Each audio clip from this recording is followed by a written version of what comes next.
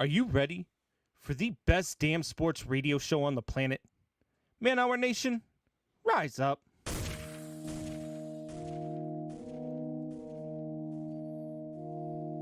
You don't want to be every time, no. I would like to personally welcome you to Man Hour After Dark. Say that then. While I bring you the host, Mike, Buck, and Cone. You know who's coming to the stage. Sports talk than what you about to hear right here. I second that. Go. You know that it's us when we talking about sports. Giving you facts on the field to the core. Tune in, we need the support. 1 hour too short, then listen some more. On all your stations, not dropping no music. Stripes like Adidas, but Nike just do it. Down 4 in the 4th, we go for the win. Michael 2 seconds, we taking it in. Buck, Mike, and Combs. You know what's going on. Man, now we're after dark. No LA, we the big spark. No 4th and inches won't cut short. Got the best talking, it's all sports. Buzzing more than buzzer beaters. We coming live all through your speakers. Go. And what is up, Man Hour Nation? Michael Buckasha here with the Man Hour. Head over to manhourradio.com as we got new merch dropping this week. That's right, BC merch. Beastie Combs signature merch is dropping, guys. The website will be updated hopefully by tomorrow. If I get my fingers are working and the work to cooperate a little bit, I'll get that updated and ready to go. So BC merch has dropped, guys. Check it out, manhourradio.com. And tomorrow and tomorrow only, during the show, we will be giving away a new Beastie t-shirt. So stay tuned for tomorrow, or tune in for tomorrow's show, as we will be giving away that right here on youtube.com/Man Hour. Speaking of Beastie Combs, let's welcome the man, the myth, the legend himself, Beastie Combs. What's going on, Combsy? What is going on, Michael Buckheister? What is going on, Man Hour Nation? 313 The Flash, Belly Up Sports, everybody out there in the UK, drinking your tea, eating your crumpets. Man, what is going on?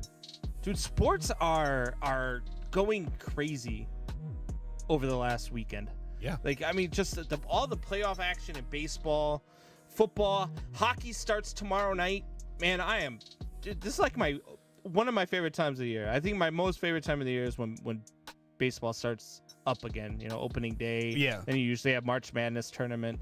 So that's usually my favorite time of year, but this is a very close second. Hands down, October is the best sports months out there, period. Because you literally have every sport happening right now, either wrapping up or getting reared up to start. So, I mean, you can literally watch a new sport, a new game every night in the month of October, and it is pretty awesome. And my Bulls might be making the NBA worth watching again for me, because, man, they look good so far in the preseason. They look so good. Yeah, I mean, it is preseason, and you know what they say about preseason. It doesn't matter. Same with like the NBA regular season. It doesn't matter either. So basically, yeah. No, I'm still look good. I'm totally kidding. But guys, we do have some fans copying in here. What is up, Drew? So if you guys see Drew has that little mark above his name. If you're watching us here on youtube.com/Man Hour, that's because Drew is a member here on Man Hour. He is a part of Man Hour Nation. He has become a member by simply hitting that join button here at the bottom of your screen. And for 99 cents a month, guys, you get access to some promo discounts, some behind the scenes footage, some after hour show, and then of course we have $2.99 deal where we get a little bit more action. $5.99 deal, you get a free t-shirt after 6 months of being a part of Man Hour Nation. And if you become a $99 member, guys, you get a hoodie every year you are part of Man Hour Nation. So there's the Beastie merch out there. There's the waffle merch. We're having Cooking with Tori merch coming up as soon as Tori gives us some ideas of what he wants to do with that kind of merch. And of course, guys, we do have the signature Man Hour logo. I got an idea. What's that? I'm going to go to Tori's house. We're going to take a picture of me hitting him over the head with a frying pan. Oh, that'd be Cooking perfect. with Tori. Cooking with Tori. I'm also going to get it on video, and I'm going to beat the shit out of him. Yeah, that with the frying pan. Viral 101 right there. I mean, like, I was thinking of like a silhouette of like him like opening like a oven and like all the smoke. I'm gonna be like Medea. I'm gonna be say Packers one more time. Say Packers one more time. Say it. Also, guys, we do have. So somebody just bought a Beastie shirt there. That just come. Dang. Did you see that, Combs? Somebody just bought a Beastie shirt and it's up on the screen. So thank you for whoever who bought that bought that Beastie merch there. So I like it. They bought the claw one, so it has the word Beastie with the claw cutting through it. That's my favorite one. I like that one. Yeah. The bear head one's cool too with the crown because it kind of like goes with our logo, the MH with the crown. Mm-hmm. You know, I really like it. That Beastie one though with the claw going through it.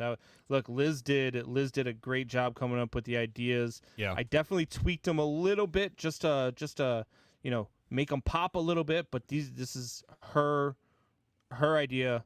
This was her. You know what's funny is that this all came from a mix-up.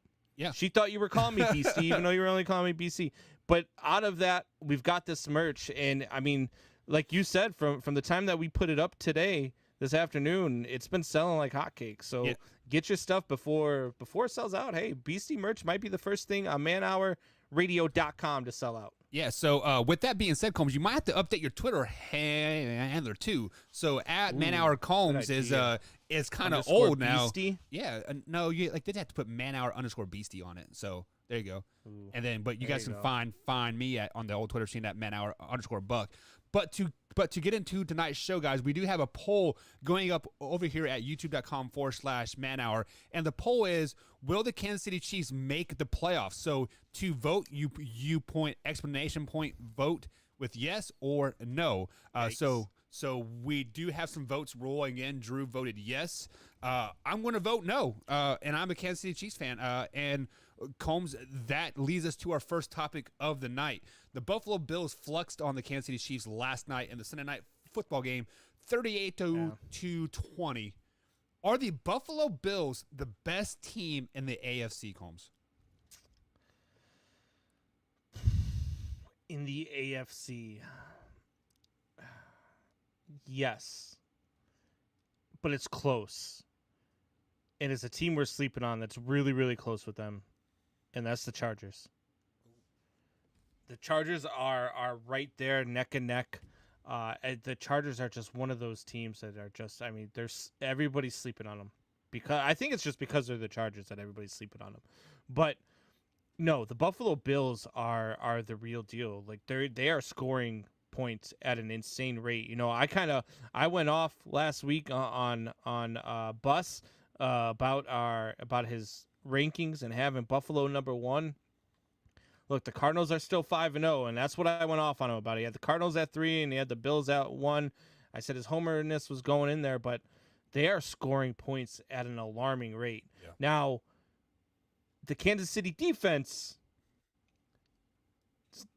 not really all is cracked up to be, right. You know. So that's we'll get into that here in a little bit. But that Buffalo, I mean, they've scored 146 points in their last 4 games.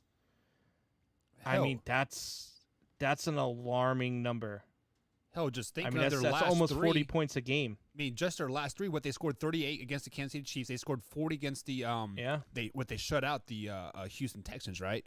And then they scored 34 versus the Miami Dolphins. Granted, they gave up like 28 that game, but still, or 24. But even before that, I mean opening game they lost 23-16. Since then, they've won 35-0, 43-21, 40-0, and 38-20.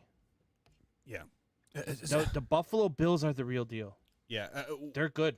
My Super Bowl pick looks really, really good. Yeah, I mean, definitely pump your chest about this one, just because, after that first week, Combs, we were kind of like, well, maybe they're not all as cracked up as we thought they would be, right? Like, well, just maybe not. I told you to calm down. Weird stuff happens week 1. Yeah, but man, these last 4 weeks they've been flexing on the entire NFL, no doubt about it in my mind. And they may not be the best team in the NFL per like offense and per defense, special teams, etc. But they are the most complete team in the AFC, hands down. They can beat you on both sides of the ball. If you want to have a shootout, they can beat you in a shootout. If you want to have a defensive slugfest, they can beat you in a defensive slugfest. So, I mean, right now, Combs, hands down, in my opinion, the Buffalo Bills are the most complete team. Are they the best team? No. I have to give that to the Chargers. Just like what you said. Wow. Like I think the Chargers are the best team in the AFC right now with some teams making some noise here late, maybe we'll get into that later. But I mean, the Chargers to me is the most complete team, and this is coming from a Kansas City Chiefs guy. You know, I mean, my Kansas City Chiefs, right? So, man, their resume right now is pretty impressive. I mean, it really is. Yeah. I mean, Washington, all right, it's Washington, so whatever. And then they lost to the Cowboys. But hey, on the flip side of that Washington football team, we thought they were going to be a damn good team. Or let me rephrase that. Torrey thought they were going to be a damn good team. 13-4, Yeah, I believe the reference was. I had them at 9-8, 8-9. So yeah, but you had the Lions at 11-6. So true, 10-6. Yeah. But, yeah, so whatever. But then you got they beat the Chiefs, the Raiders, and the Browns. Yeah, all good teams. And they've scored a lot. They scored 30 against the Chiefs. They put up 28 against the Raiders, and they put up 47 against the Browns. And that Browns defense has been very, very good. And, somebody came at me didn't really come at me. They posted on Facebook and said, the Browns showed that they weren't elite. And I said, or the Chargers showed that they were. Oh, because that was back and forth. And when you play really good teams like that, you're going to get that back and forth. You're going to get that 47-42 type game. And it doesn't matter how good your defense is. It doesn't matter because the offenses are going to find a way to score because they need to in order to keep up. When you get caught up into a shootout, you look at the Rams a couple years ago when they were playing the Kansas City Chiefs, right? Everybody's talking about how high a score. Yep. Both of those defenses were very, very good that year. Both of them were. And that game ended up what? What's the final score of that one? It was like 55-53 or something. Yeah, it was the highest Monday night game scoring ever, right? Yeah. So sometimes your defenses will have those games, especially when you're going up against other elite teams. I think the Cleveland Browns are for real, but I think the Los Angeles Chargers are even more for real. I am a big, big believer in Justin Herbert. Yeah. So I was a big believer in him before he got drafted. And I thought he was probably one of the better quarterbacks in that draft, and he's proven me right. And he's really, really proven your theory of rookies need to sit for a year wrong. Yeah, so 100%. Yeah, there is no doubt in my mind. I've been wrong with a lot of stuff in the NFL this year, unfortunately. But we will definitely be talking more about the Browns Charger games here in hour number 2 of the Man Hour. But I want to swing back here to the Kansas City Chiefs here. The Kansas City Chiefs are now 2-3 on the season, Combs, and they are a sinking ship. Let's just be flat out honest about this. What do you think is wrong in Kansas City? The defense. Look, you can't go through games they're giving up 32.6 points a game, and you can't do that in the NFL. You cannot do that in the NFL. You can't go into these games. I don't care how good your offense is. You can't tell your offense, hey, look, you need to get us 35 to 40 points a game in order for us to win. That just puts too much pressure. I don't care who the quarterback is. I don't care who the receivers are. I don't care who it is. That's too much pressure on the offense. Even in their 2 wins, the Browns and the Eagles, they gave up 29 points to the Browns. They came back and won that game. And they beat the Eagles, but they gave up 30. Other than that, they gave up 36 in a loss to the Ravens. They gave up 30 in a loss to the Chargers and 38 in a loss to the Bills. This defense is not holding up their end of the bargain. And I know that they're a late blooming defense. Everybody wants to keep reminding me, oh, they don't show up, blah, blah, blah, blah. That's fine. If you're a late blooming defense and that's one of those things, you better start blooming now, though. Because if you find yourself in a hole, which the Kansas City Chiefs, they do get a kind of a weak schedule over the next few weeks. They got Washington, Tennessee, and the New York Giants. But then you get the Packers, Raiders, Cowboys, Raiders again, Chargers. That's a rough schedule. You can find yourself real quick in a position where you're 4-8, 4-9. And that could be a problem. You know what? You can say they have a weak schedule moving forward here, but teams right now are they used to have Kansas City circled on their roster. Now they're erasing that circle. This is a dub, right? But Combs, you are absolutely right. What is wrong in Kansas City?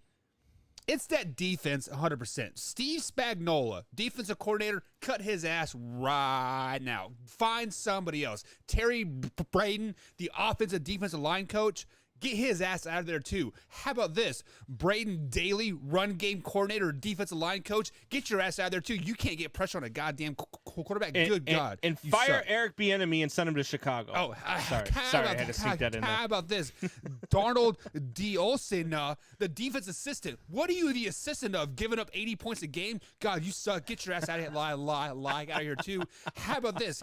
Ken Faloje, outside linebacker coach. We run at 4-2. Where's the outside linebacker at? Oh, mind blowing because you can't make a goddamn tackle anyways. Get your ass out of here too. How about this, Combs? Defensive quality specialist Connor Emery. He's a quality control. He wants to bring quality to the defense. My man, you aren't bringing any freaking quality to this goddamn defense whatsoever. You are absolutely hired. You're fired too. How about this? Linebacker coach Matt House. Teach your motherfuckers how to tackle. God, you guys suck. How about this? Defensive back and coordinator Sam Madison. Sorson got burned 4 times on Sunday night. Wide open, 20 yards gaps. You're gone, Sam. Oh, so we have a defensive backs and coordinators coach, and then we have a defensive backs coach as well, Dave Merritt. You're gone too, buddy. Man, the Kansas City defense, this is the worst freaking defense, Combs, I've ever seen in my whole entire life. I heard a fact earlier today that the greatest show on turf, the St. Louis Rams from 2000 with Kurt Warner, Terry Holt, Marshall Faulk, and like all those guys, they were averaging 7 yards a play in 2000, Combs. Yeah. The Kansas City Chiefs defense right now is giving up 7.8 yards a play. So they are giving up more yards to offenses that should be giving up 3 to 4 yards of play tops. I mean, this is historically bad defense, Combs. I have never seen nothing so pathetic in my life. Like literally, they could be a lockdown defense for the next 15 weeks and probably still rank 32nd in every defensive category in the NFL. They are that freaking bad. If they do not turn it around quick, Combs, the Kansas City Chiefs are going to be outside looking in, finishing at a 9-8 record as like a 8th seed in the playoffs. Oh, guess what? There aren't 8 teams in the playoffs, Combs. There's only 7. They're going to miss the freaking playoffs, Combs. Good God. They are that freaking bad right now. You sound like me after the Bears lost to the Cleveland Browns. Yeah. You sound like me talking about the Bears offense. Like, I mean, you just want to. Buck said, fire everybody not named Patrick Mahomes. Yeah. And Andy Reid. I will. No. So I will take. I will keep Mike Frazier. He is the statistical analyst coordinator. That's a fancy term that I hold a clipboard on the sidelines and I get my stats wrong 9 out of 10 times. Dude, that's what. But his you know job what? is. For his paycheck, I'll stand on the sidelines and I'll hold the clipboard too, and I'll be the statistic analyst coordinator. As you can call me whatever the hell you want. Yeah. I'll be your damn water boy. Honestly, for that much money. At this point, for the Kansas City Chiefs, safety of the fans in general, you need to keep 2 people on this coaching roster, period. Andy Reid and Eric Bieniemy. That's it. Everybody else gone. Hire high school staff. They could probably coach a better defense now than Steve Spagnuolo don't can. save Eric Bieniemy. Eric Bieniemy needs to come to Chicago. You know what? Have him, Combs, because you guys are great at forming head coaches, right? Matt Nagy. No, hey, you guys like our sloppy seconds. We're great defensively. We just need somebody who can develop a quarterback. You know what? And somebody who can run an offensive game plan, and I think Eric Bieniemy is that guy. Take Steve Spagnuolo. No, I mean, he was great. Spagnuolo. He was great in New York, right, guys? I mean, because we've already got a guy who can't run an offense. Why do we want Steve Spagnuolo? When the Kansas City Chiefs hired Steve Spagnuolo, it was the most head-scratching hire in my whole entire life. I'm like, this guy was giving up 30-plus points with the New York Giants. Why do you want to bring him to Kansas City? Oh, we have better talent. Combs, name 3 players on the Kansas City Chiefs defense. Honey Badger. Okay. Yeah, exactly. A honey badger. Okay, yeah, okay. And Chris Jones, the honey Mr. Felony Chris Jones himself, right? Chris Jones. Yeah, I forgot about Chris Jones. The Kansas City Chiefs has nobody on the defense, Combs. It is absolutely horrendous. It pisses me off each and every day that I watch the Kansas City Chiefs now. And now that the offense has come crashing back down to reality, Smash Mouth from 1988 or 1998, I should say. Yeah. Yeah. I mean, it's sickening to watch, Combs. Sickening. So, I mean, they got. I'm trying to think of his name. It's a basketball name too. Eric Swarson, the guy that got burned 5 times deep last night. Okafor. Yeah, the safety. Isn't that like the kid's brother or cousin or something from the? I believe he plays for maybe the Grizzly. I don't even know. I have no idea. I know he plays basketball. There's he an should probably go play basketball basketball because he sucks too. Get his ass out of there. Combs, I would take the Houston Texans defense right now over the Kansas City Chiefs defense. Matter of fact, give me the Houston Texans front office, and I'll put them on the defensive side of the ball, and I bet you they at least rank 30th. Yikes. That's how bad the Kansas City Chiefs suck. So I just looked it up. Okafor has 3 solo tackles this year. Yeah, congratulations. 0 sacks, 0 forced fumbles, 0 interceptions. He's tied for 89th in interceptions, tied for 97th in forced fumbles. Yeah. He is over 150 ranked in sacks and over 150 ranked in tackles. Sounds like he's having a great season. Yeah. Yeah, about that. Yeah. We'll go ahead and sign him to a $15 million 5-year extension in the offseason because, by golly, we need that, don't we? Jesus. Let me ask you, I think they'll sneak into the playoffs. I think they'll be a wild card team. They will. In the playoffs. That's the only way they can. Yeah, because there's no way. I mean, look, unless you see a monumental collapse by the Chargers, I mean, you've got to make up 3 games now. Yeah.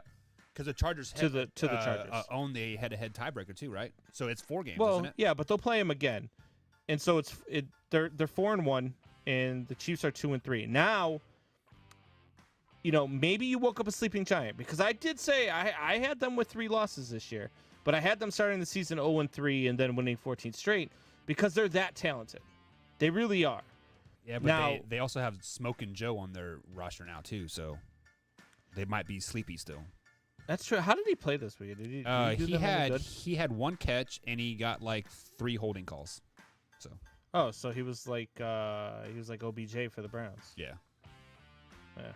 But he is a big-bodied receiver that Kansas City Chiefs need apparently, from what the experts say. But whatever. I don't know. But guys, we are going to take our first break on the night. On the other side of the break, we are going to talk some Liz's Denver Broncos. Were they the worst 3-0 team ever? Because they dropped down to 3-2 now. So we'll talk about that. 3-0 last year. And the Pittsburgh Steelers. And of course, we're going to talk about your man, Mr. Top 10 himself. I'm going to leave that right there. Leave a little bit of cliffhanger, guys. We'll be right back here on the Man Hour. Stay tuned.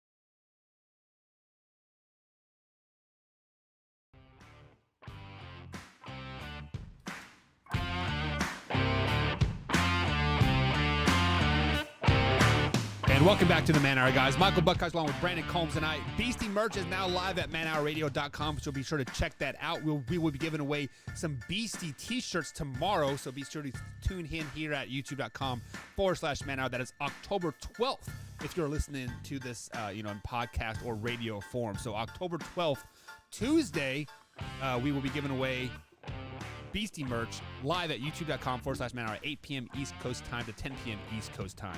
So it is free to enter, and it is just a raffle giveaway. However, you do have to be a subscriber on the YouTube channel to win. So, guys, we've talked a little bit of the Kansas City Chiefs, but now it is time to talk about Combs' man, the myth, the legend himself, Jameis Winston. Combs. Jameis Winston threw for 4 touchdowns and 1 interception on Sunday in Week 5 NFL action. Are we ready to admit that Winston is better for the Saints than Drew Brees was this last season? I said it last year. And the funny thing is they still haven't opened him up. They still have not allowed him to do the things that he was doing in Tampa Bay, which is obviously, I know people are going to say, well, yeah, throwing for interceptions, but throwing for 5,000 yards and 30-plus touchdowns in the season. I really like Jameis Winston.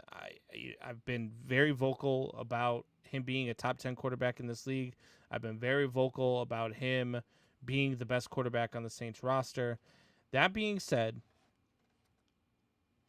I'm going to slow down just a little bit because, yes, he had 4 touchdowns and 1 interception, but he was 15 of 30. He threw for 279 yards. His rating was a 108.2. That was his passer rating. But he was 15 of 30. And that's concerning. When you're only completing 50% of your passes, it's a little concerning. And what he's doing this season, is 60% of his passes.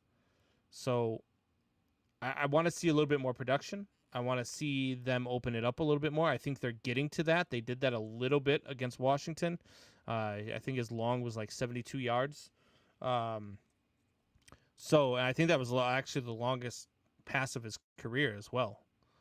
So maybe they'll start to open him up. Maybe they'll start to let him loose. They're going to have to with their schedule coming up. That schedule that the New Orleans Saints have. I mean, they've got, I can't remember who they have this way. I know they've got the Tampa Bay Buccaneers coming up in 2 weeks. They got the Seahawks this weekend on next Monday night. And then Falcons, Titans, Eagles before they get to Buffalo. And, I mean, these are some teams that you can really open it up on.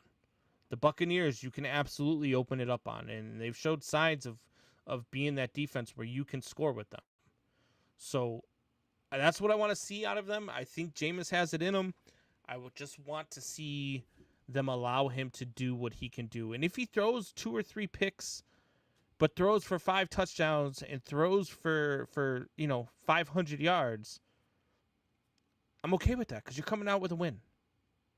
That defense is good enough to overcome, 1 or 2 interceptions. So I'm okay with Jameis Winston, throwing a couple picks here and there because I'm okay with a guy who's throwing for 5,000 yards and 30 touchdowns, even if he's throwing 18 interceptions in a season.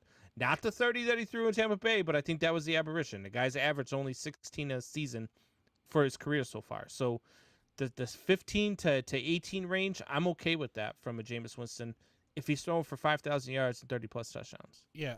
So on the flip side of that, you said you want them to push the ball down the field per se, but if you think about this, Michael Thomas is out. Like, he is on the IR, and I don't think he's coming back this season because there's rumors of him wanting to trade, etc. So when you look at their wide receiver depth, they have Marquez Callaway and Kenny Stills.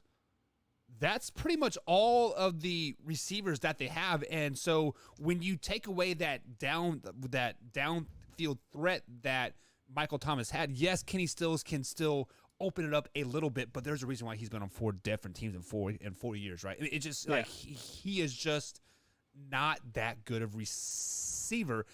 So when you look at it, the best playmaker that the Saints have on their team is Alvin Kamara, and he is a running back. And that's when you nickel and dime down the field. And I think that's how the Saints are going to have a lot of success this year is nickel and diming down the field. Let me throw this at you. Okay. The Cleveland Browns are clearly, and Baker Mayfield especially, clearly not in love with Odell Beckham Jr. Right. Should the Saints make an offer for Odell Beckham Jr.? I mean, you could probably get Odell Beckham Jr. for a 4th-round pick. I'd give up a 4th-round pick for Odell Beckham Jr.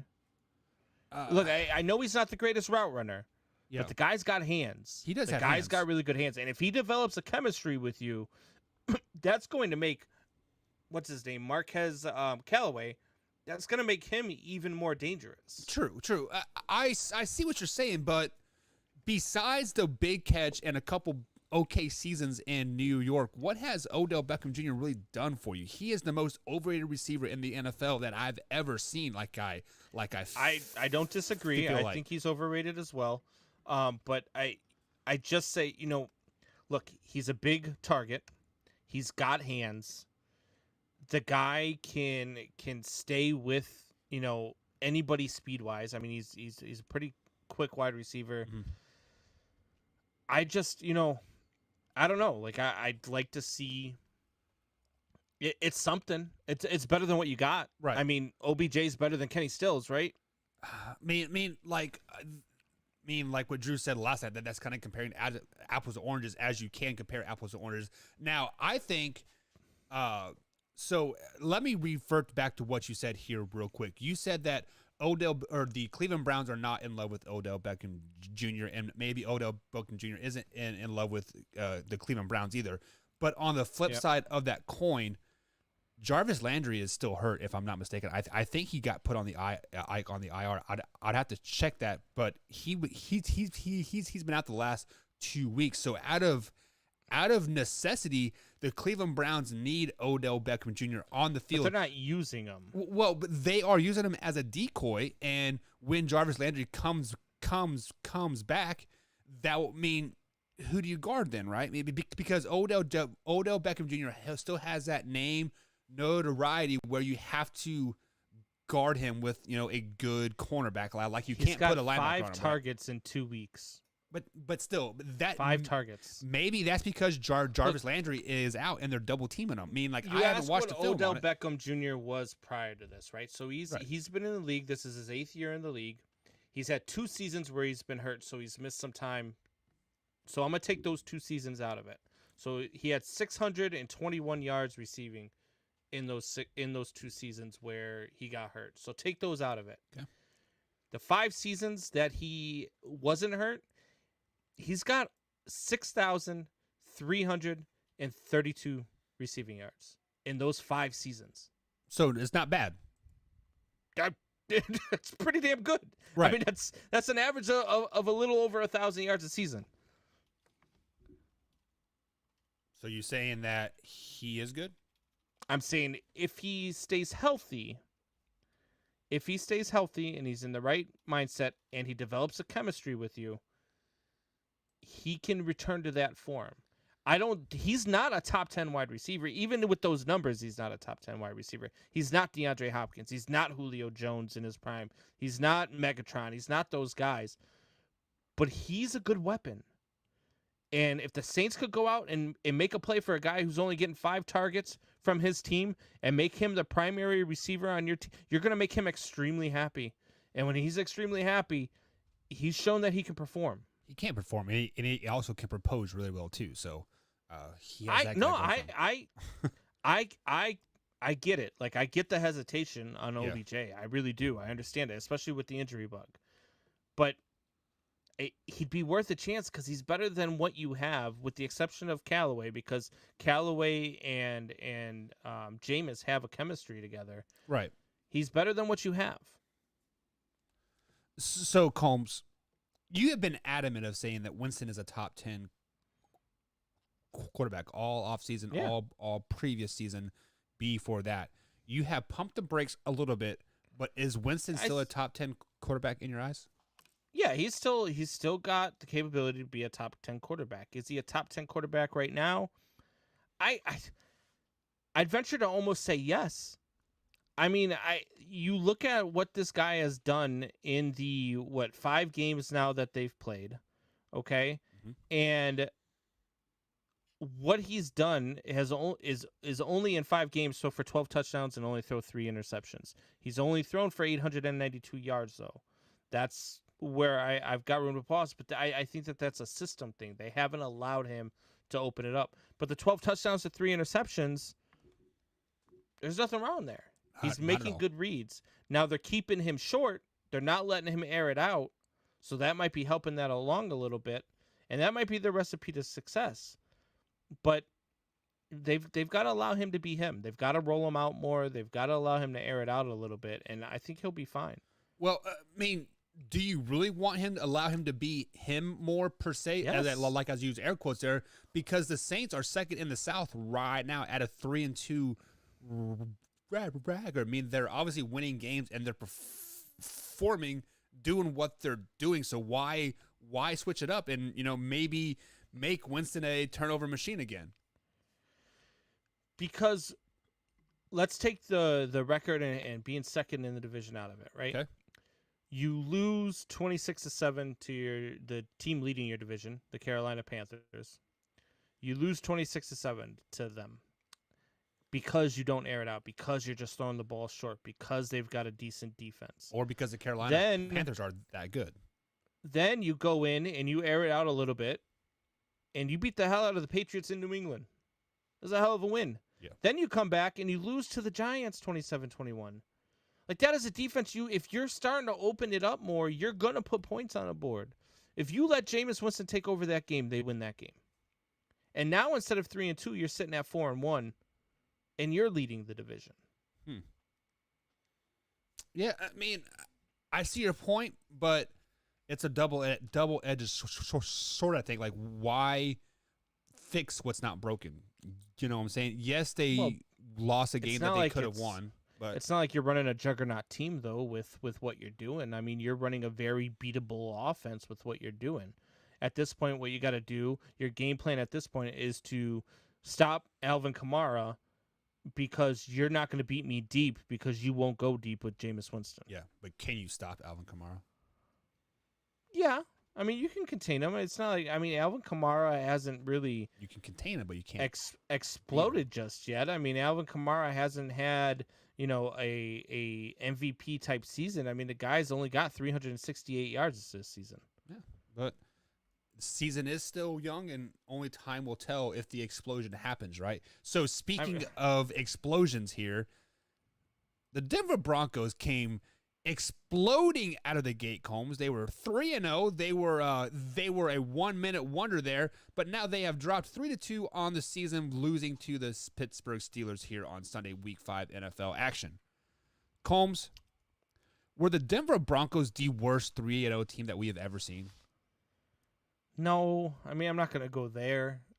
They're, first of all, they lost their starting quarterback. So, I mean, that's a huge blow. And especially when Drew Lock is your backup, it's a huge blow. I'm not gonna say they were the worst 3-0 team ever. I think that the Bears were a pretty bad 3-0 team that we saw last year. There's been other 3-0 teams that we've seen. Hell, I don't even think they're the Steelers. I don't think they're the worst 3-0 team that there was this year. I think that might actually be Carolina. So, they've got a tough, and I knew this was a tough stretch. I said this was going to be a tough stretch, and this was going to be the telltale. They needed to go 3-3 in this stretch to prove to me that they were a for real team and that they weren't just all smoke and mirrors. I didn't believe in them before this little stretch, and they're not doing much to prove me wrong in this little stretch. They've got the Raiders this week, a very winnable game, a game that they should win, but they're also going to get a very angry Raiders team that's lost 2 in a row. And then they get the Browns. That's going to be a tough game. And then you got the Washington, not Redskins anymore, the Dallas Cowboys, and the Philadelphia Eagles, before you get the Chargers and Chiefs. It's like, I don't know. It's just not looking good for the Denver Broncos. They need to get if they get Teddy Bridgewater back, you might get a more accurate read. Well, but right now without Teddy Bridgewater, it's tough. Teddy Bridgewater is back. He did play last week versus the Steelers, and he actually led a some last second drives to pull them closer. Did he play in this game? Yeah. He. I didn't even know that. Oh, yeah. God. He. That's even worse. he cleared concussion protocol like Wednesday, I think, of last week. But when you look at the Denver Broncos here, they are a really good team at home. But when they travel, they are meh. Right, they're like the Kansas City Chiefs defense. They forget to show up for 3/4 of the season, and then the last quarter, bada bing, bada boom. They're where'd this Broncos team come from, right? But also on the flip side of that coin, the Denver Broncos defense is kind of injured. Chubb is out again, which I don't think I've ever seen Von Miller and Chubb on the same field at the same time for the Denver Broncos ever. I mean, if That's they can get their defense right, they will be fine moving forward. Just because the Kansas City Chiefs are struggling right now, and there are 3 wildcard teams, and they could all possibly make it out of the AFC West, just because the AFC is so loaded and they beat each other down game after game after game. I'm sorry, Liz. I tried giving them the benefit of the doubt. I didn't know Bridgewater played this weekend. Now I feel like that meme from The Office where I'm just like,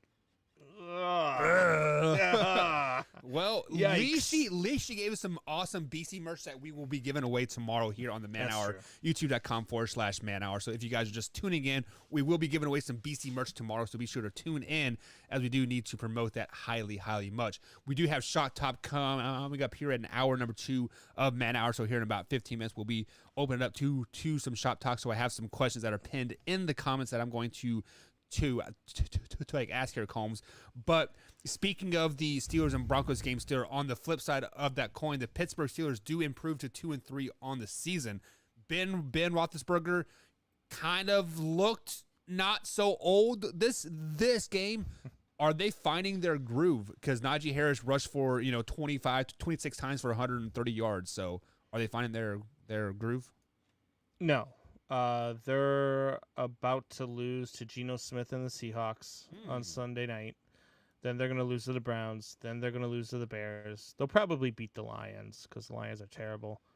Then Curse they'll lose those to the Chargers, Lions! Bengals, Ravens, Vikings, Titans, Chiefs, Browns, Ravens. I don't think they'll win another game other than against the Lions. Yeah. I don't see it. And Juju's probably out for the rest of the season as well. So that hurts their wide receiver depth as well. And Claypool like one of the most like diva wide receivers ever in the NFL right now too. Man, I cannot stand him for whatever reason. Like, I know he is a Notre Dame guy and you're a fan of him, but his TikTok pisses me off. Let's just be honest about that. Like he's probably done for the season now. Juju? Yeah. Juju is, but Claypool, he's still there. And I mean, the Pittsburgh Steelers, they need to run the ball Without 80% Juju, of the though, time. is Claypool anything? Like, that's kind of what I was asking. Like, who else do they have? Because like if you look at the roster here as I'm pulling it up, my internet's slow because everybody's watching murder mysteries. So if I ever end up dead, you guys know why, because my wife knows how to do that. But yeah, they have Eric Ebron is the only receiver that I know, and he's a freaking tight end. James Washington is out. Chase Claypool, Devontae Johnson, Ray McLeod, Cody White, and Juju is out. So really?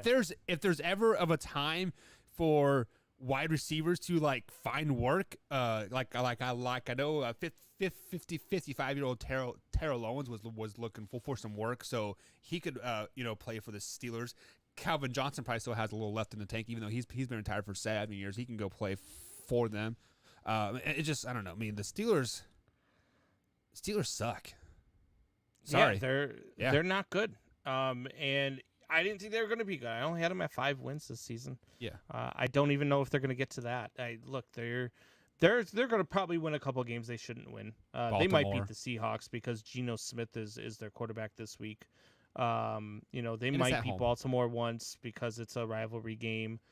They could possibly, if they force the Bengals to kick field goals and miss them all day long, then they could beat the Bengals. But Not a far-fetched idea. It's not going to be a ton of victories coming for the Pittsburgh Steelers. That's for sure. Well, they also play the Minnesota Vikings. They like to miss field goals as well. So, I mean, That's true. if in theory you can with that And they'll be championship- losing to the Lions until about a minute to go. Yeah. And then what they're going to do is they're going to kick a 95-yard field goal, and they're going to cause Dan Campbell to cry again in his press conference. Oh man, What a freaking yeah! I seriously almost turned into when I'm watching that. I almost turned into what's his face that the actor I can't think of, Tom Hanks.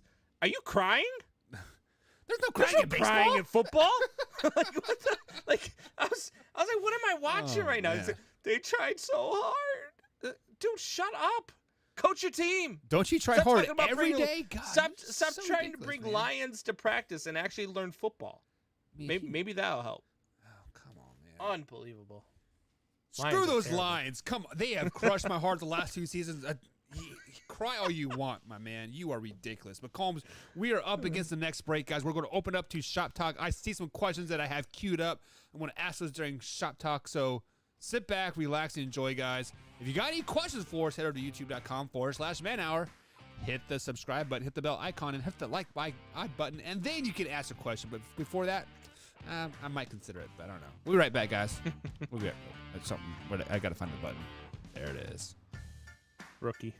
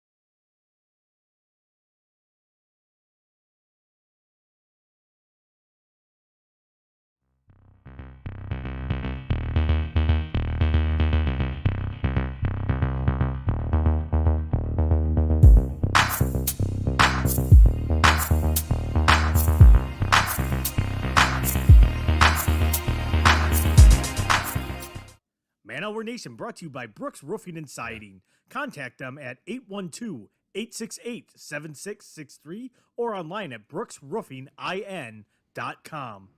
Brooks Roofing and Siding, protection you need when nature strikes.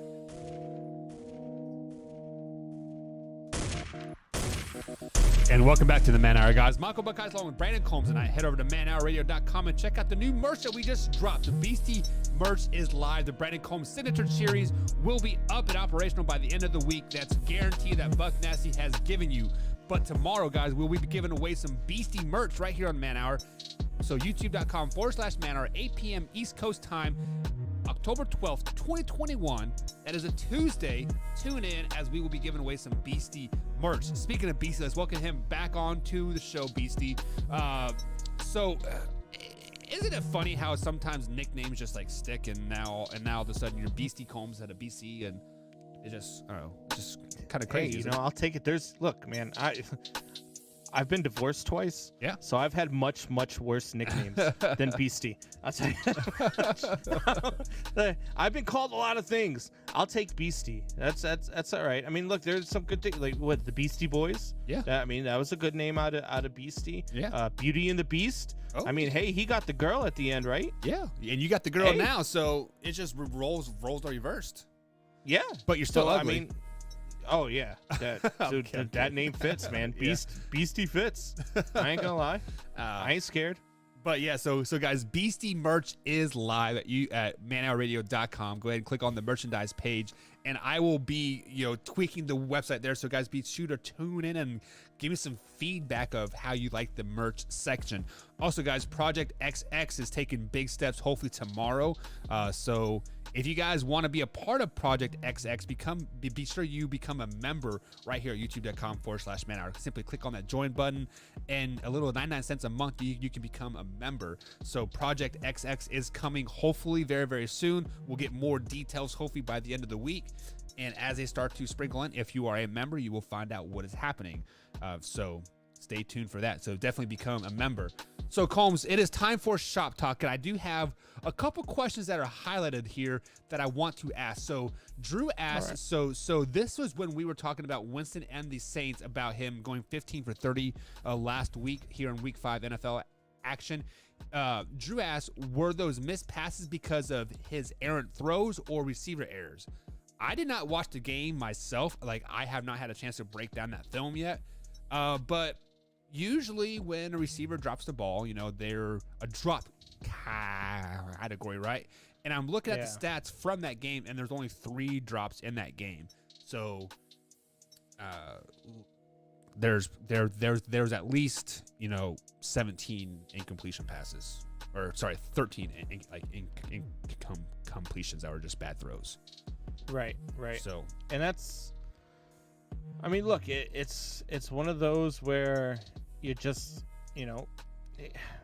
sometimes too, I mean, you got to understand, like, they probably don't have the best route running wide receivers right now. oh, hands down they don't. And, are you running bad routes? Was he rushed on some of these passes where some of them deflected at the line, where, I've got to look at the hurries. I've got to look at, I didn't really watch the game, so I don't really know, how he really played.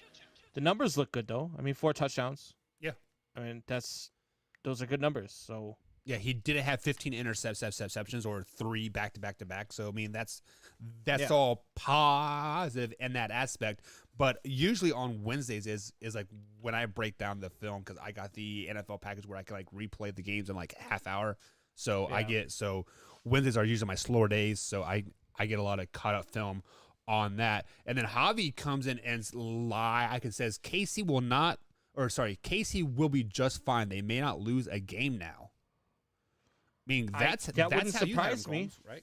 I mean, I did have him going. I had it going a little bit differently. I had him going 0-3 and then going off on a tangent, but it wouldn't surprise me. And we even talked about it after you went off on your little rant. We talked about it during the break. Yeah. I said the same thing. It wouldn't surprise me if all of a sudden, I trust that offense enough to where it would not surprise me to see them rattle off, 14 or 12 straight wins and finish the season at 14-3. It wouldn't surprise me one bit. They're that damn good. That offense is that damn good. Patrick Mahomes is that damn good. And at some point, that defense will wake up and realize that they're pretty damn good too. So something will give. Something's got to give, and we'll see what it is. It's going to be one of two things. Either they're going to come back and wake up, or they're going to struggle all season long, and they're going to end up with a first-round exit, and there's going to be some changes in Kansas City. I mean, the only changes that might happen is Eric Bieniemy might become a USC head coach, and that's about it. But Drew says that Kansas City will make the playoffs. So if you guys do not know, we are running a poll over here at youtube.com/manhour. And the question is, will Kansas City Chiefs make the playoffs? And Drew says they will make the playoffs, but they may not make it past the first round. So how weird would that be? Yeah. I mean, back-to-back Super Bowls. The Chiefs not in the playoffs? Yeah, especially after back-to-back Super Bowls. Yes. To not even make the playoffs. So 3 AFC championship games, back-to-back playoffs. So if the playoffs were to start right now, obviously it's still week 5, long way to go, right? But if the playoffs were to start right now in the AFC, Combs, the number 1 seed would be the Los Angeles Chargers. Coming in at number 2 would be the Buffalo Bills. 3 would be the Ravens. 4 would be the Titans. 5 would be the Cincinnati Bengals. 6 would be the Raiders, and 7 would be the Denver Broncos. So the Kansas City Chiefs would be out of the playoffs right now. Granted, yes, I know they're 2 and 3 and they're tied for like 11th, but right now, hindsight's 2020. They're out of the playoffs, and man, looking at these playoffs, that would be a really, really weird playoff, Combs. Let's just be honest. Broncos, Raiders, Bengals, Titans, Ravens, Bills, Chargers. What? God. Wow. That would be, yeah. That would and then the Broncos NFC side would be in the playoffs, huh? They'd back in at the 7th seed? Yeah, so the Broncos would play the Bills, Raiders would play the Ravens, Bengals would play the Titans. The Cincinnati Bengals would be in the playoffs. What seed would they be? Number 5 right now. Wow. Yeah, absolutely Wow. crazy. Yeah, I can't wrap my head around that. What I really can't wrap my head around is the Chicago Bears would be the 6th seed in the NFC. Really? Yeah. What are the seeds in the NFC? So on the NFC side, if the playoffs were to start today, which obviously they don't, Arizona Cardinals would be 1, Dallas Cowboys would be 2, the Tampa Bay Buccaneers would be 3, Packers 4, Rams 5, all 4 and 1, by the way, and then the Bears and Carolina Panthers coming at 6 and 7. Wow. So you'd have the Panthers Cowboys matchup, Bears Bucks, and Rams Packers matchup. All really, really good games, like I might add. Bears, Bucks, huh? Yeah. You think maybe Tom Brady forgets it's 4th down again? He definitely Any chance could. of that happening? He definitely could. So back to the chat here on Chop Talk, guys. So if you guys got any questions, feel free to ask them here at youtube.com/manhour. Or if you're watching us on Facebook, I'd like as well, facebook.com/manhour sports talk. Go ahead and ask away. I think I already read that. Javi says Casey will be just fine, may not lose a game now. I think we just said that. And then he says, but they will be better now. They will win and maybe not lose a game. He said that twice. Okay. He is really adamant that Kansas City will not lose a game for the rest of the year. And then Kansas City knows what they have to play to. Casey knows how that they have to play to best game given Sunday because every team is aiming for that. So basically, he says they have to step up every game because yeah, you should know what that means. I mean, that's straight Buccaneese. Yeah, that's straight Buccaneese. Buccaneese merch coming soon, as you tell me how to spell it. So yeah, I mean, oh obviously, my God. We've got it. Obviously, guys, Kansas City has a target on their back 100%. That's why they lost to the Bills. That's why the Browns took them, to the last play of the game. That's why the Chargers whooped that ass. I mean, I'm sorry. I'm just thinking of the Buccaneers shirt. We can make it so there'll be 2 B's and 3 U's, and then the CK and the INESE. Buccaneers, like your stuff. Yeah, perfect. Mock it up right now, Combs. I'm doing it. Mock it up right now. We'll launch it next week, next Monday. So Javi says, "I love you." Yeah, it's all love, brother. You guys can all. I mean, we've all been there. Javi says he got paid last night. The White Sox, baby. Damn, can't lose every bet. Yeah, Javi. I mean, you're bound to win one. I mean, 1 out of 100 isn't bad. Well, when you make a good bet, it wasn't looking like I bet after that second inning where they were down 5-1, you were like, "Are you freaking kidding me right now?" So here is a good question from Drew. This is what Shop Talk is all about, guys. So if you guys want a textbook question for Shop Talk, this is it. Take notes right here. Drew asks, my question is about the Arizona Cardinals versus the Chargers. Who would win that game? I'm going Arizona. I think Arizona is the best team in football. And I think that Arizona defense would find a way to slow down the Chargers offense just enough that, I mean, it would be probably I'd say 35-27 type game. So you're picking 35-27 Arizona Cardinals over the Chargers if they were to play like right now, right? Yes, sir. Let me tell you the truth here, Combs. Arizona Cardinals, the most overrated 5-0 team in all of NFL. They are not that good, Combs. Just face it. They are still going to finish 9-8. They're only going to win 4 more games. Drew is going to be sitting here crying, but then he'll flip over the TV and like, oh, the Bills are on. Oh, wait, the Dolphins are on. Oh, wait, the Lions. So the Arizona Cardinals will get their ass perspective. whooped by the Chargers, hands down. Let's put this in perspective, okay? Okay. We said the NFC West was the best division in football, okay? Your words, not mine. Okay.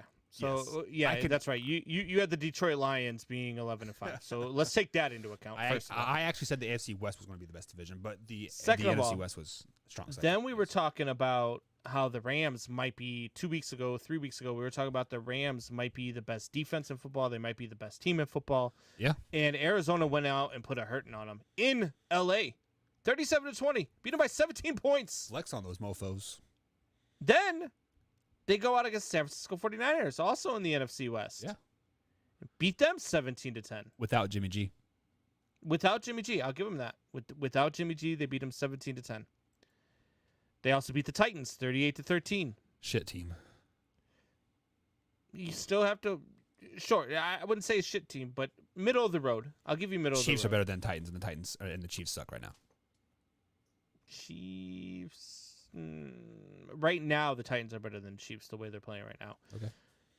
The Vikings and the Jaguars, I'll give you, those are soft wins. Yeah.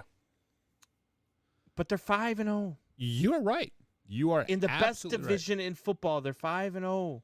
Well, they've only played They're two division not games. they're not smoke and mirrors. They got the Browns in Cleveland this Sunday. It's gonna be a good game. It is going to be a great game. It's going to be a good game. This is a game that I have circled to watch. Yeah. If they lose, it wouldn't shock me, but it'll be a close game. Right. Then they get the Texans. They're going to murder the Texans. No loss. Davis Mills steps up and they win again. This will be their second win.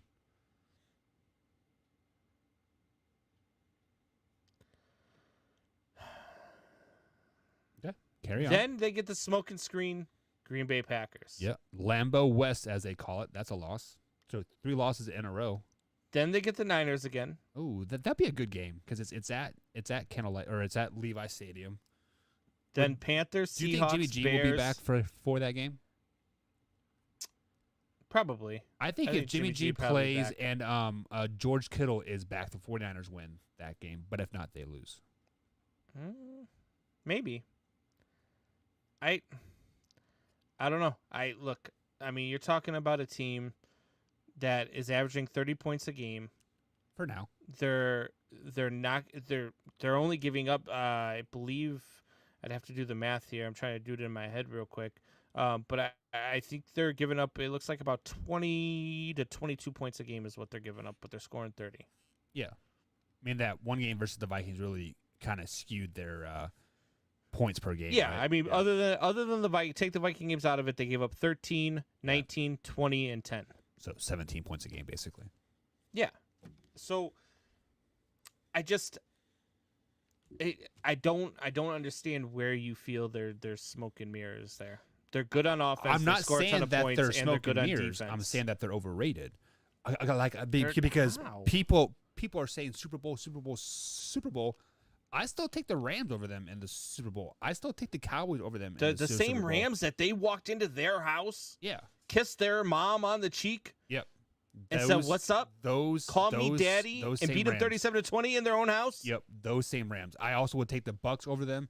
Hell, I would take the Seahawks over them.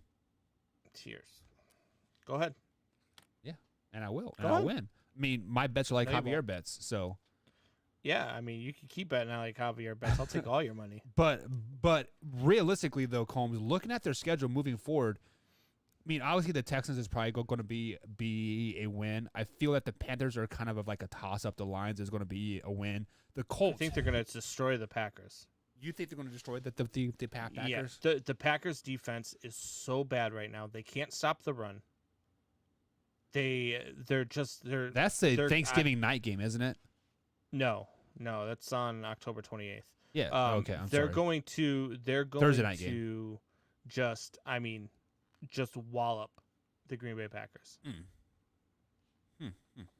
I don't mean it depends what Green Bay Packers show up. Is it the Green Bay Packers from first half versus the Detroit Lions or the second half of the Detroit Lions game? If it's James the second Conner is going to run for 160 yards in that game. First of all, I hate running backs with the number 6 now or 7 or go back to the old number scheme. It's pissing me off. I'm not even going to lie. I'm not going to lie. Why do you Javier says care what number they're wearing? because it's stupid. Like I hate number 7. Like that's a defensive end. Yes, I know Diggs is counting it, and then their number 1 receivers and number 2 running backs. It's so dumb. But Javier says the Chargers will win. I think it would be a great game. Honestly, like they could probably slug it out like the Chiefs and Rams did. 2018. I'm taking the Cardinals. I think the Cardinals are their best team in football. I think it would be a good game. I do. I mean, that Chargers defense is the real deal. They can slow you down, but that Cardinals defense is just phenomenal. Yeah. You got Chandler Jones on one end, J.J. Watt on the other end. They are so good, and they're fast. They get to the ball. I mean, it's just man. I think they would give Justin Herbert fits. Javier just said that Tua is like Jimmy G, a good player but fragile as hell. 100% correct on that one. As far as the fragile part, I don't know. No. Oh, I mean, as far as the fragile part, yes. As a player part, Tua. Who did he compare? Tua and Jimmy G. Man, it's kind of a good comparison, injury-wise. Injury-wise, yes. Player-wise, Quarterback-wise, I'll take Jimmy G any day of the week over Tua. Yeah, but so if we have to compare Tua to somebody actively in the NFL, who is going to be? Probably Kirk Cousins, right? Most really overrated and underperforming, right? No. Look, Kirk Cousins puts up good numbers. On non-primetime games. Yeah, but he doesn't play very many primetime games. True. I mean, Kirk Cousins is a winning quarterback in this league. Kirk Cousins puts up points with the Minnesota Vikings. So who would you compare Tua to then? Tua? Davis Mills? No, Lamar Jackson Davis trash? Mills. If I had to put a comparison on Tua, God, that's a tough one. I think probably Ryan Tannehill. Really? Yeah. And I think Ryan Tannehill is a quarterback that gets better every year, much like I mean, think about it. Ever since he has escaped that Adam Gase trap hole, that Bermuda Triangle. He didn't escape an Adam Gase trap hole because he was in Miami. Yeah. I mean, But this is what his third year as a starter in Tennessee. But he's got King Henry running the ball. That's what he didn't have in Miami. He's got a running back that'll carry the ball 40 times and run for 200 yards. That's what they do with King Henry. They don't pass. They don't put the ball in Ryan Tannehill's hands. Well, and when they do have to put the ball in Ryan Tannehill's hands, they lose the game. He has a hot wife though. Man, his wife so hot. Yeah, she is pretty hot. Man, I would probably pay to. No, I'm No, totally you kidding. No, I wouldn't. I only got $10. You look at it's been 5 seconds since you made that statement, and you're already divorced. Yeah, 100%. Actually, I just took an axe from my back. It's death do us part, and she has killed me. No, the door blows off the garage. What did you say? No. Drew says, Buck, did you take a hit of acid before the show? Actually, ecstasy. I do a line of ecstasy before every show to make sure you guys bring the best quality content as I can. It also enhances my stutter. That actually explains a lot. Makes it a lot more like, so. Yeah. So. but no, I've never done drugs before. Fun fact about me. So. Yeah. and watch this commercial and tell me that. Be right back. You probably shouldn't hang out with me then. Tell me why you haven't hit the like button yet.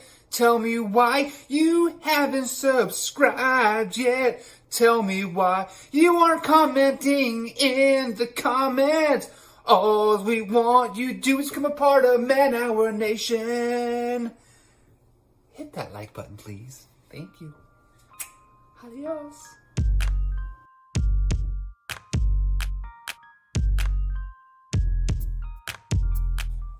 What's up, Man Hour Nation? Coming up here next on the Man Hour NFL Power Rankings with Graham Wallace. At Bus Wallums on the old Twitter machine. Check him out. But right now, guys, hit that like button. Share this with a couple friends. And be sure to comment. It helps the channel more than you'll ever know. We appreciate everything you guys do for us here in the comments at youtube.com/Man Hour. Man Hour Nation, rise up.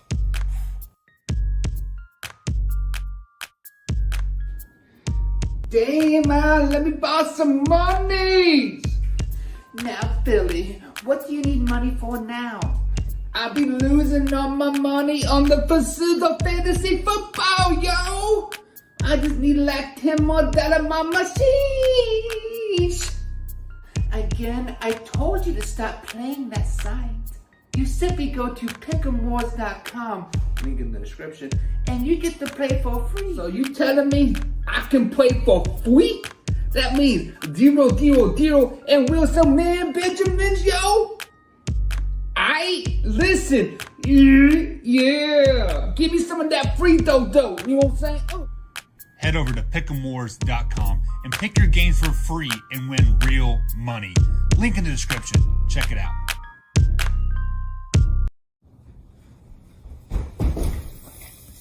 Hey, glad you're there. New merch. Check it out. manhourradio.com. Hey, look, a hot dog.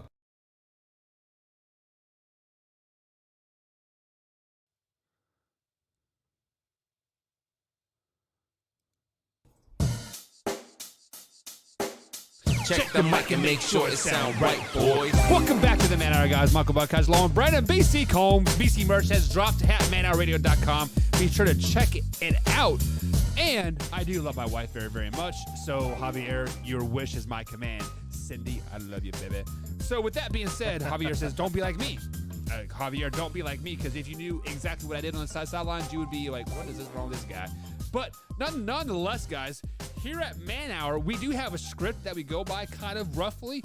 But Combs, there's some breaking news that has kind of surfaced here in the last 5-10 minutes here on the Man Hour at youtube.com/Man Hour on the live show here, 9:15 East Coast time. But what has officially happened, Combs? Reports have it that John Gruden has informed his staff that he plans to step down as the Raiders head coach amidst the DeMaurice Smith racial scandal. So, guys, if you are unaware of what is going on with John Gruden here, this is just a rough outline here. So, an outline is from my English days back. You know, I can speak English and actually just not Buccaneers. But with that being said, basically what happened in 2011, the NFL Players Association was going to hold out and all that good jazz. And John Gruden was even working for the NFL. I believe he was working for ESPN. Like at the time, he was doing Monday Night Football and doing the John Gruden quarterback camp. And he basically said that the Players Association representative had big lips. That's basically what it come down to.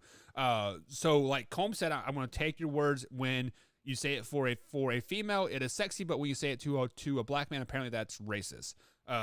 So John, go ahead. I don't get it, man. I don't look. I know we don't like getting into some of these topics sometimes. I know that this stuff is freaking. You know, people get mad about it. People want to talk about it. They get mad because you're on one side instead of on theirs. This is stupid. Facts. This is stupid. Because we say it about DeMaurice Smith, or because John Gruden said it about DeMaurice Smith, it's racist. 10 years ago, we say it all the time about Angelina Jolie, right? Yeah. We say, like, dude, how many white people do you know that get lip injections? Tons.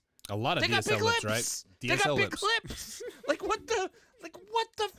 Like, why? Why does everything have to turn into a racial comment? It's not a racial comment. He made look, DeMaurice Smith doesn't have big lips. DeMaurice Smith is dumb Morris Smith. He's an idiot. Yeah.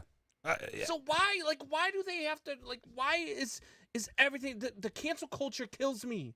Why do they have to turn everything into, first of all, it was 9 years ago. No, 10 years ago. 2011. 10 years ago, yeah. It's 10 years ago. He wasn't even the head coach. No. So he said something 10 years ago, and we want to bring it up now. Why do we care what he said 10 years ago? Stop. Well, so, I mean, first things first. I mean, it is absolutely. So basically, I feel what happened is Morris said, John Gruden, pay me some money because, like, I know you're making $100 million to coach the Las Vegas Raiders right now. Give me about 20 million of that, and that email will go away. Basically, what happened, John Gruden said, you know what, screw you. And his Chucky Moore was like, no, I'm not paying you nothing, right? And bada bing, bada boom. Basically, somebody wants John Gruden's job. So the email surfaces, and that's what happens. I mean, that's what it comes down to, Combs. It's just, it's so stupid. Like, it's not, like, I don't even understand. Like, is that really a thing? Like, is that a stereotype for black people? Is that they all have big lips? Because that's not true. I mean, I know, I do know some celebrities. Like, you look at Steve Harvey.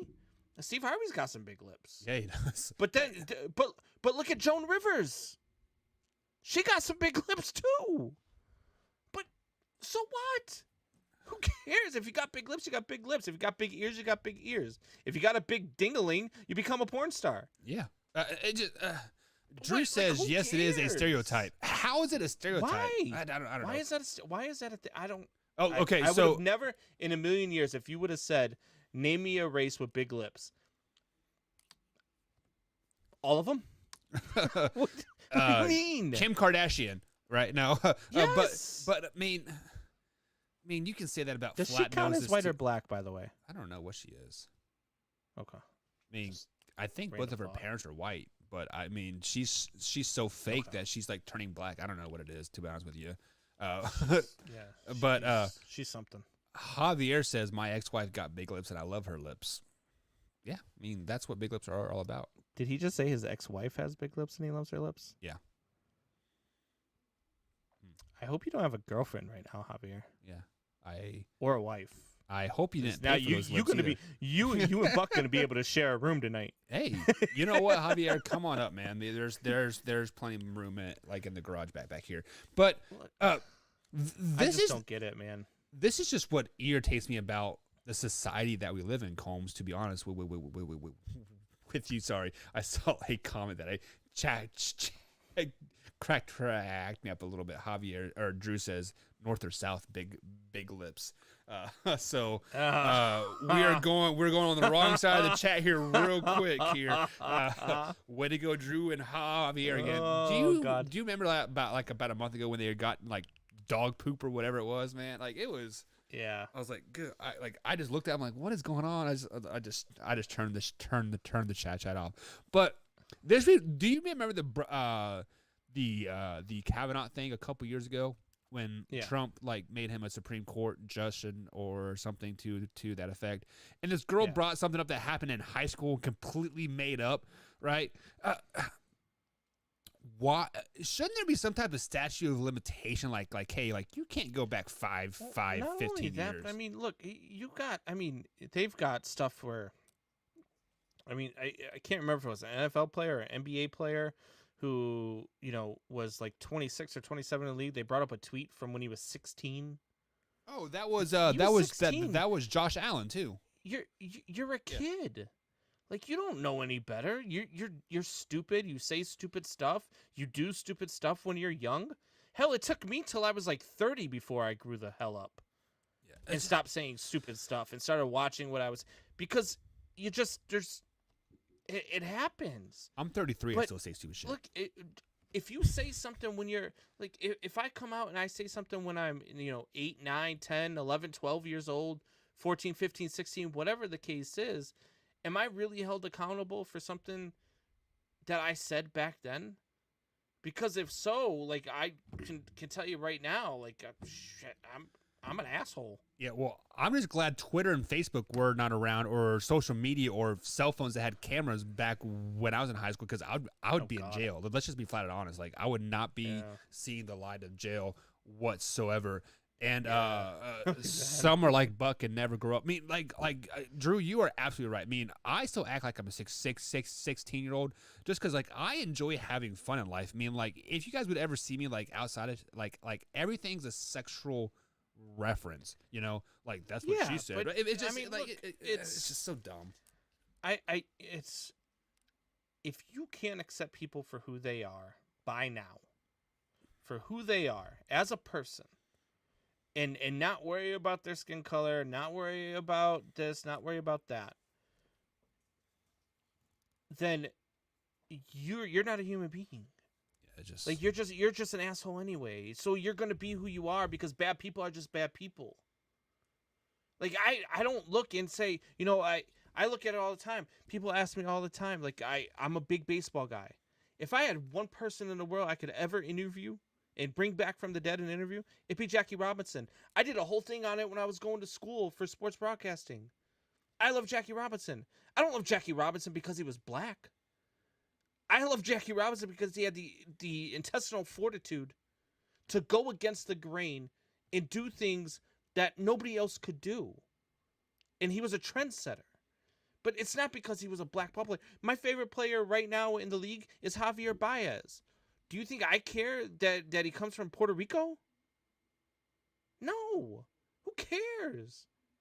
Just like I don't understand the mental makeup. I don't understand the mentality of we don't like somebody just because of the color of their skin. Because I'll tell you what, I know plenty of people that are of ethnic descent that I like way more than people who are white. And it's because of their personality. It's not because of the color of their skin. Yeah. Like, I just don't understand the mental makeup. And it's, to be honest with you, the way I think is more normal than the way of what's going on right now. The way everything has to be a racial issue. The way everything has to be tension. The way everything has to be offensive. It's not. Just stop with that. It drives me absolutely bonkers. Because it's just, it really is, man. Social media has taken a hold of society. And if something offends you, man, you break out that camera, you put it all over on blast, you make it go viral, and it's going to become a thing. And it's stupid. Yeah. It's absolutely stupid. We'd rather take a guy like, and I'm going to say it, and I'm probably going to piss some people off right now, but you take a guy like George Floyd, a career criminal, a career drug addict, and we immortalize him. Why? Because somebody was offended about the way a bad cop, a bad person, handled the situation. So all of a sudden, we're making statues out of him, but we're tearing down statues of Abraham Lincoln. Yeah. Abraham Lincoln freed the slaves.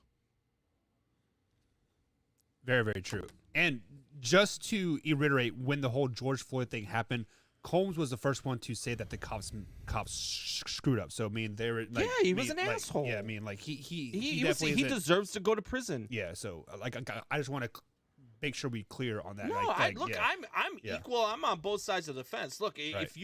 if you're a bad person, you're a bad person. I don't care what the color of your skin was. The cop was in the wrong. But George Floyd is not somebody to be recognized. There's no George Floyd Day. There's no, in remembered. Like, stop. Yeah. Stop. And the weird thing about that is do we have a Jeffrey Dahmer Day? Can we have a Jeffrey Dahmer Day? I don't know who Jeffrey Dahmer is. Jeffrey Dahmer was the guy, the serial killer who killed people and eat their parts. But he was gay and he was white. So can we have a day for him? No, because he's white. But he was a criminal, and I mean he died in prison. He was murdered in prison by inmates.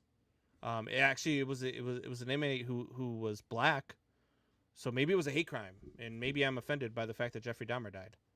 Stop. Yeah. Stop. It's stupid. I don't know. It is very, very stupid, and I couldn't agree more. Let's get back to sports. Let's get back to sports here, Combs, because coming out with Combs is coming up later here in about 10 minutes 15 minutes on the show. So Combs, be prepared for that, because I need you to bring back your blood pressure and then bring it back up like again, so we don't have to call 911 tonight. But last night we did touch a little bit on the Browns Chargers game, and we briefly touched on it.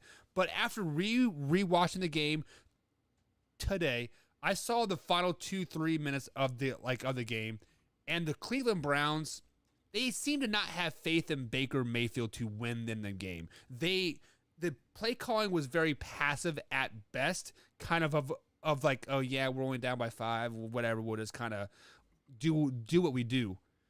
Combs, do you think the Browns do not trust Baker Mayfield?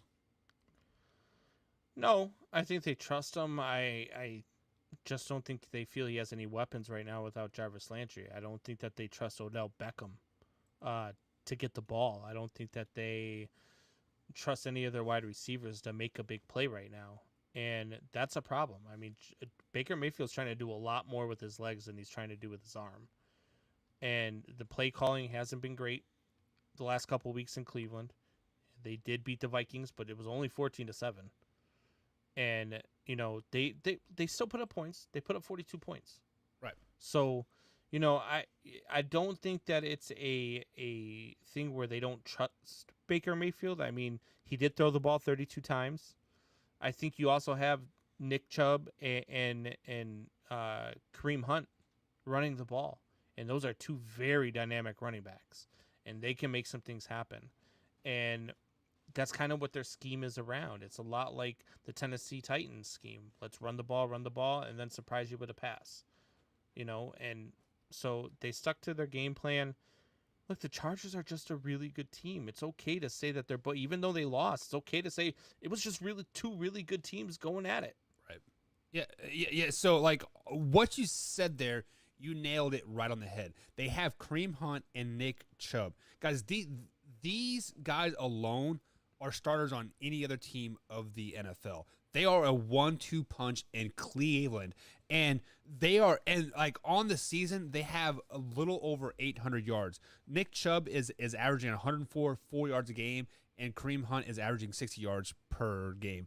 When you have 160 yards repetitively on the ground over and over and over, why do you need to rely on Baker Mayfield to win you ball games per se?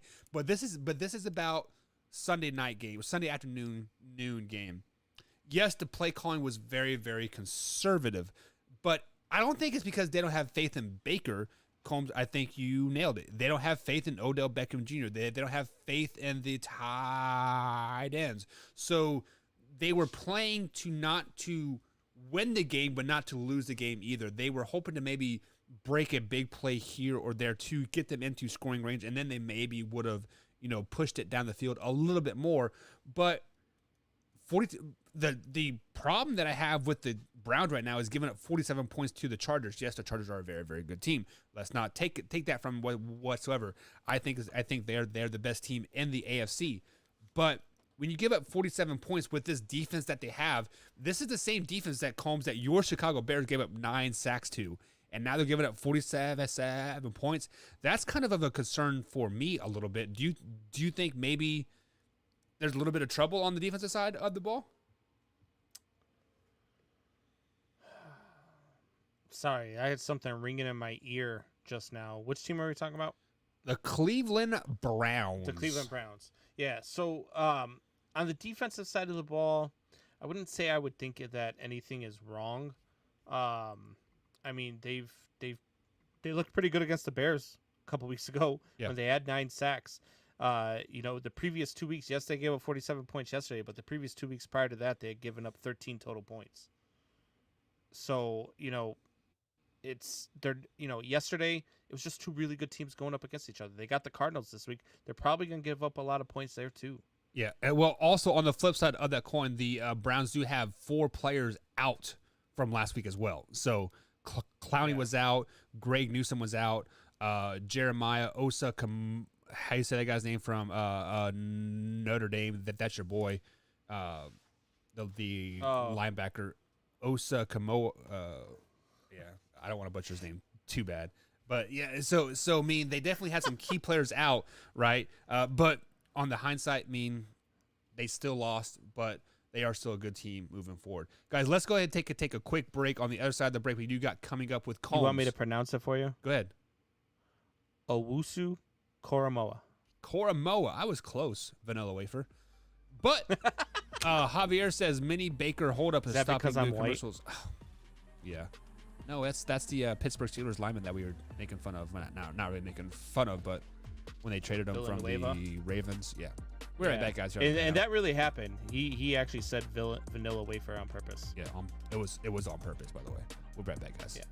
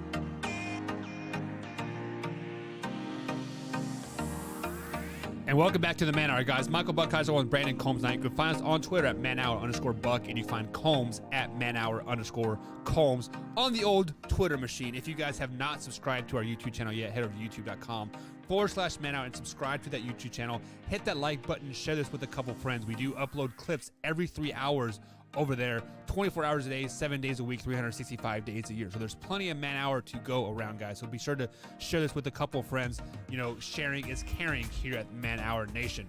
Also, if you missed any part of the live show whatsoever, you can find us on podcast form at manhourradio.com, but simply click on the podcast link or head over to iHeartRadio, iTunes, or Spotify and download the podcast. So it'd be greatly appreciated if you guys would download that. Leave us a ranking over there on your podcast form of choice.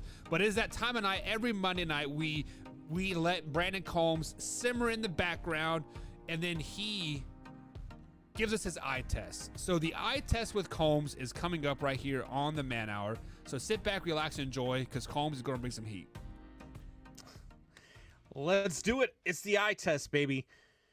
And there was a comment made after the White Sox-Astros game last night that the Astros possibly could be cheating again. Ryan Tepera, after the game, said you just have to look at it. You have to look at their swing and miss ratio at Minute Maid compared to their swing and miss ratio on the road. So I did. And their swing to miss ratio at home compared to on the road, when they are on the road, they have 400 over the season, over 400 more swing and misses on the road. That's a lot. That is a lot. That's an average of about 6 per game. But that's a lot. And maybe there's something to it. Maybe there's something to it. Maybe it's not trash cans this time. I have heard, people talking about whistling. The Yankees had actually said something about whistling coming from their dugout earlier in the season. The Oakland A's took exception to maybe some whistling from the dugout coming from the Oakland A's this season. There's something to it. 400 more swing and misses on the road than at home. That is a ton of swing and misses. And then Dusty Baker wants to come out today and say, well, you know, if you're going to accuse me, you gotta look at yourself. No, Dusty. We have to look at the team that just got caught for this last year. The reason why you're the manager is because of this scandal. And it's still the same players. You wouldn't be the manager of this Houston Astros team if it wasn't for the fact that they all got a deal and got out of trouble for snitching on everybody who was doing it. And then the managers took the brunt of the blow. It's atrocious. And there's absolutely 110% something to it. Just look at the numbers. That's the eye test. And guys, that is going to be it for Man Hour tonight. But before we head out, we got to give a huge shout out to Javi. He dropped a 99-cent super chat. Man, thank you for your added support here to the Man Hour at youtube.com/Man Hour. Man, we appreciate everything that you do for us, guys. Be sure to like, comment, subscribe, all that good stuff. We'll be back tomorrow, same time, same location.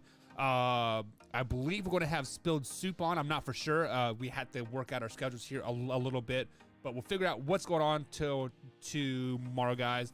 And Luke G is special guest tomorrow as Combs is coaching some girls basketball. So good luck to Combs for tomorrow. But Combsy, send us out, big guy. Man Hour Nation, rise up.